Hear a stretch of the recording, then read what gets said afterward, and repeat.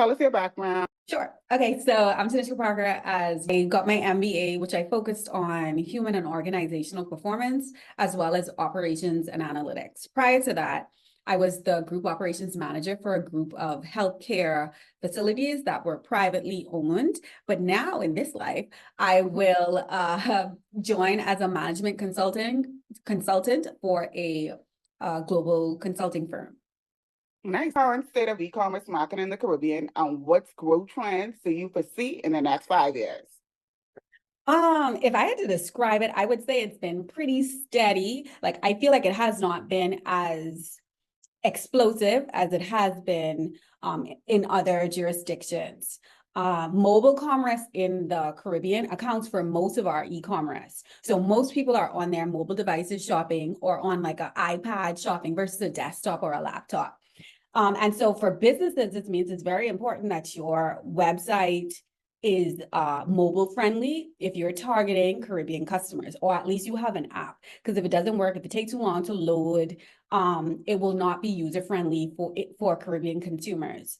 Another thing I've seen is the increase in freight forwarders and companies that specialize in logistics, because a lot of Caribbean consumers participate in what's called cross-border e-commerce. So they're ordering from the United States, they're ordering from Japan and China. And so where these freight forwarding logistics companies come in, it's obviously they kind of manage the importation of these items. And so as these companies continue to flourish, obviously that presents more opportunities for Caribbean consumers.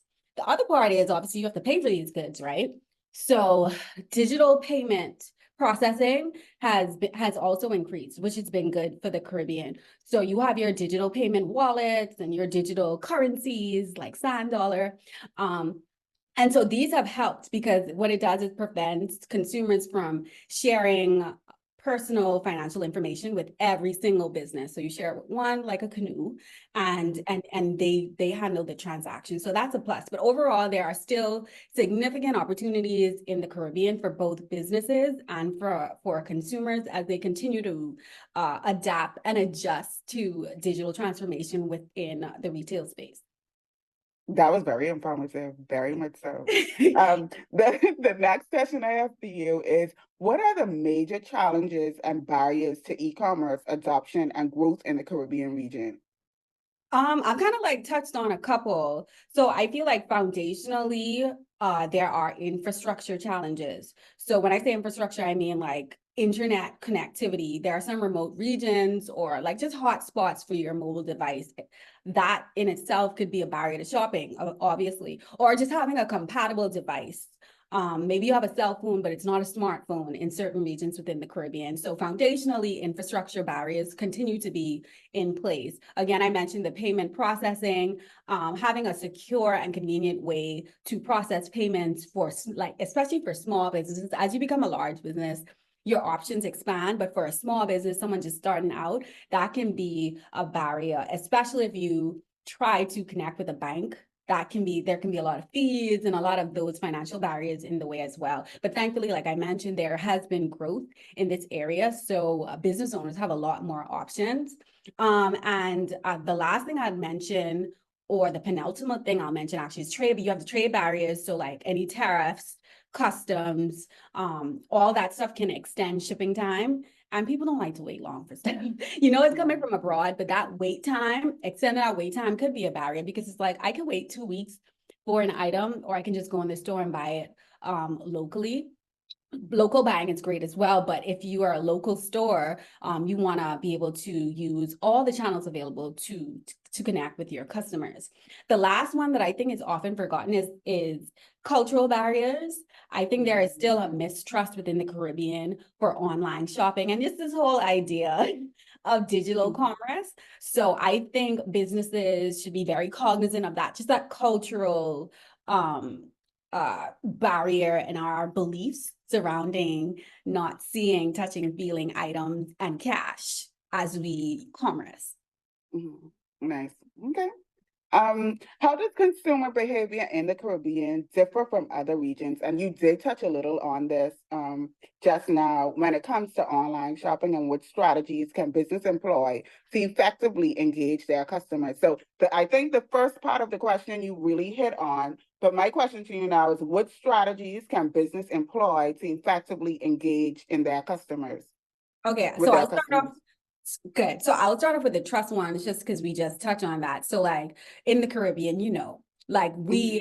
we really thrive off relationships. So like if you're selling me something and I've never seen you, my cousin don't know you, my mother-in-law never heard of you, it's just very difficult for us to engage in trade. And so just building your brand and building trust and familiarity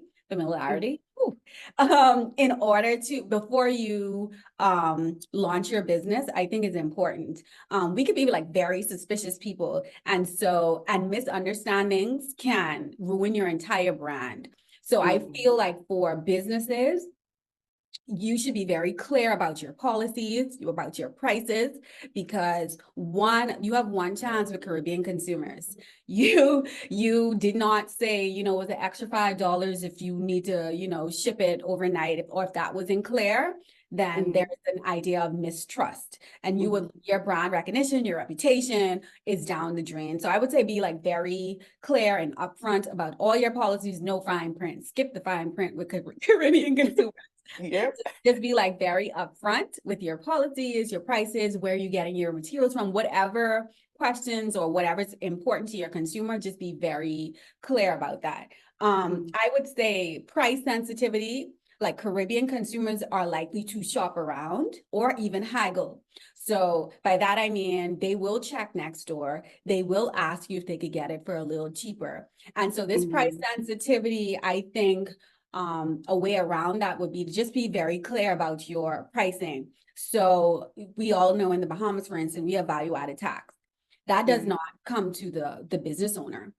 So I think you have your cost or their price, and then you have value added tax. So if permissible in your jurisdiction, just try to keep those two values clear, like separate, if permissible. So if you're selling a book for $10, if permissible, just keep $10 separate from plus VAT.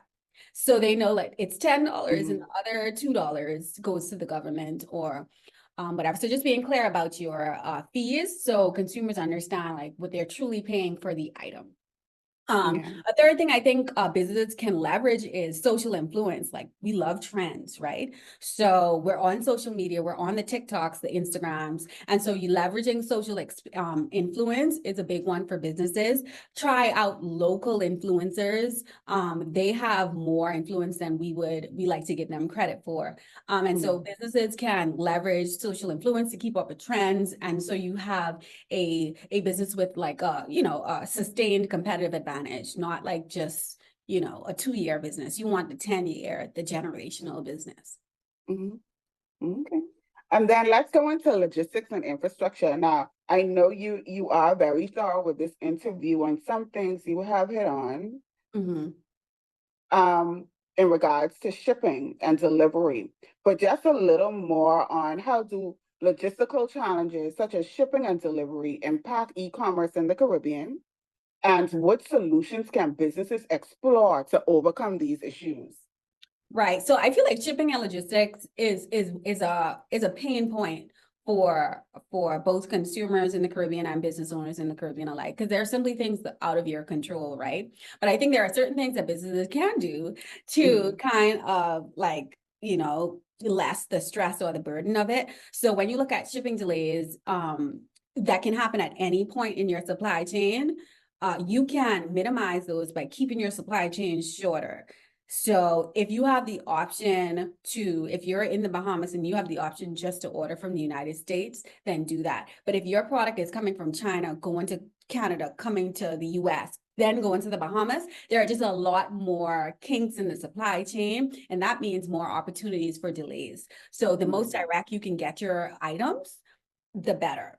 Mhm. And also be what businesses minimize as well is the impact of holidays, and they just forget them. So if you're dealing cross-border commerce, 4th of July is in the United States, 10th of July is in the Bahamas. Like when is Canada's independence? When is this carnival that slows down? Mhm. Like, so being aware, and that would help you better estimate for your clients when they will receive their shipment. And we know from the psychology of waiting that if you can give an accurate estimate and then updates as you go, people are a little bit more patient. So you Right. as a business owner have to be on top of that. Like, what delays can I anticipate? And over promise, under promise, over deliver. Right. Always on your shipping times.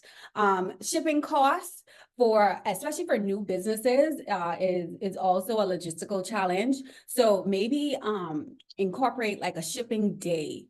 If you sell soaps, for instance, right? Maybe you ship out on Thursdays. And so when it comes to the Bahamas, it's in a bulk order, and that would lower the shipping cost for the business owner. And it will then hopefully you trickle that cost savings down to your consumer as well.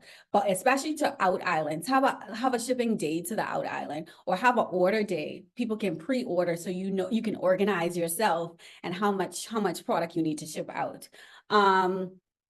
I would say that those are the major two. Also, to watch out for customs duties. I believe in the Bahamas, it changes like every year.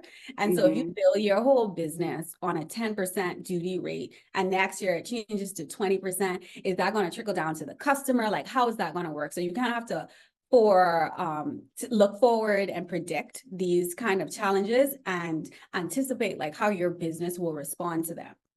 Right, right. And then, in the Bahamas, we don't have UPS and USPS, and I know there probably are small businesses. How do you feel in regards to ground shipping, drone shipping, stuff like that? What really looks like the future of technology? I think we should take to use every technology available if it works within your region or your jurisdiction or your country. I think you should explore all options, and I think the options necessary or that would be worth it will depend on your consumer and your products. Like, what products are you delivering? Can your consumers usually like wait for your product, or do they usually order last minute? Is this a product that you order every 2 weeks without you consistently order Wow. every 2 weeks? Mhm. Then maybe that technology isn't necessary. You can just ground ship that or hire a messenger. But if it's a product your consumer behavior says that they're going to order 12 a.m. and want it by noon the next day, then you should certainly Mhm. look into the quicker shipping options like drone technology, which can be used virtually anywhere, right? Yeah. Mhm. Okay, so this is our last question. What are the key regulatory and legal considerations for businesses looking to enter or expand in the Caribbean e-commerce market? I guess the first thing that comes to mind is like just business like permits and licenses. Uh, Mhm. it should not be assumed or taken for granted that, okay, I can operate I don't know, a smoke shop in Florida, like, and I would just open one in the Bahamas, right? So just like checking the regulatory framework, laws, permits, what you may need, who you may need to staff, may be different and may completely overhaul your operational model. Like maybe in Florida, you don't need a pharmacist in the shop. Right. Maybe in the Bahamas you do. That's not true. Don't quote me on that. Like, but just make sure you are in tune with the different regulatory frameworks. That's the first thing that comes to mind. And the next thing is like any like property rights, intellectual property rights. If you have a product that is trademarked, copywritten in the United States, is that still applicable in Jamaica? Like, Right. do you like what are the barriers there? So these are things that you should think about before you make the transition, of course. And then the usual stuff like taxation and import duties. What taxes will you have to pay? Do you have in the Bahamas? We have NIB. Like, what is that cost going to be like to your business?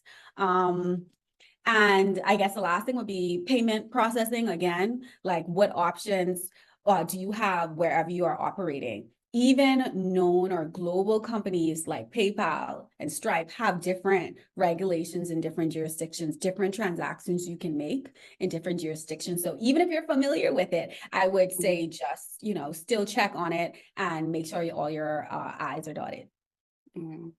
Was so informative. I think you went into real time depth on e-commerce and what's happening, and you could tell that you're very familiar about the business field. So I wish you all the best, and thank you you. so much for your time. Of And course.